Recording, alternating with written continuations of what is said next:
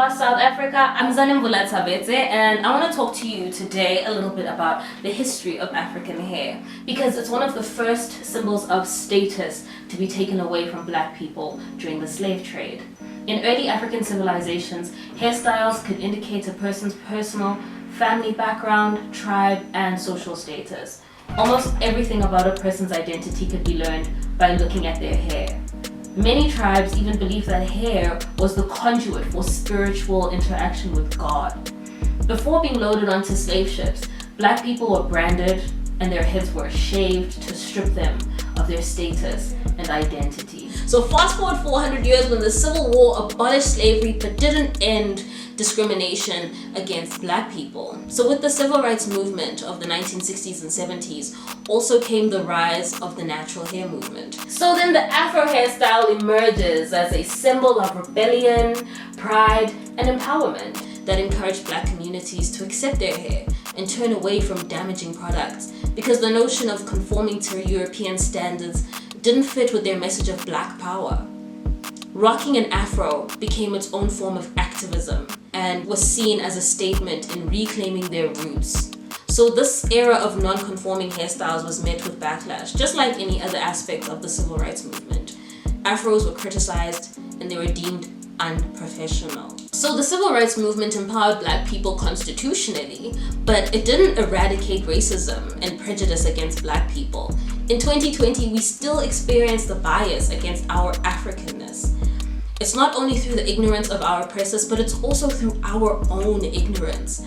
With our Eurocentric education system, all of our pre-colonial history is a mystery to us. Even in Africa, black children don't get taught in school about who they are and where they come from. They don't know the history of their hair. They don't know that the greatest civilization of all time was a product of tribes that migrated from the west and the south of Africa. They don't know that ancient Egyptians were black people.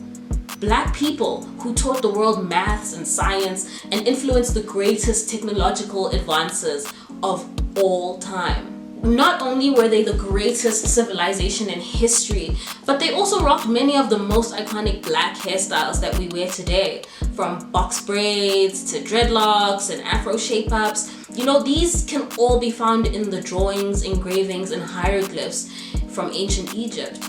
Even wigs and extensions. Braids were used to signify marital status, age, religion, wealth, and rank within West African communities. Other braided hairstyles, such as box braids, connected back to the Mbuvi braids of the Mbalantu women in Namibia. Cornrows were named for their visual similarity to cornfields. Africans wore these tight braids laid along the scalp as a representation of agriculture, order, and a civilized way of life. Another hairstyle, still very popular today, with rich African roots, are the Bantu knots.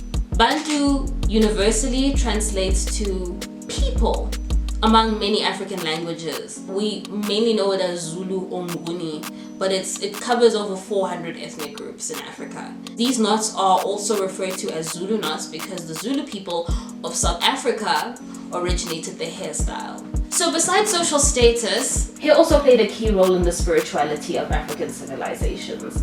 Although dreadlocks are seen today as a sort of predilection for smoking weed, ancient African tribes actually placed a lot of spiritual value in them and other hairstyles that were similar to them before the term dreadlocks even existed. They believed that bodily, mental, and spiritual energies mainly exit the body through the top of the head and their hair. So if the hair was knotted, they believed that the energy then remained in the hair and the body, providing the person more strength and health. A lot of Eastern and Western traditions adopted this belief. A really good example for that from Western tradition is Samson in the Bible, whose unmatched strength was lost when Delilah cut off his 7 locks of hair. Don't let all those depictions of white Samson fool you. The same way that ancient Egyptians are depicted as white in mainstream media, whitewashed Samson is just part of a long-standing effort to systematically erase black people from the history of the world, so that we would think that Africa never contributed anything to world civilization except slavery, and that everything good in the world came from the wisdom of Europeans, when in fact nothing could be further from the truth. a lot of European contribution to the world was taken from Africa, repackaged, and sold back to us in a different form with different names.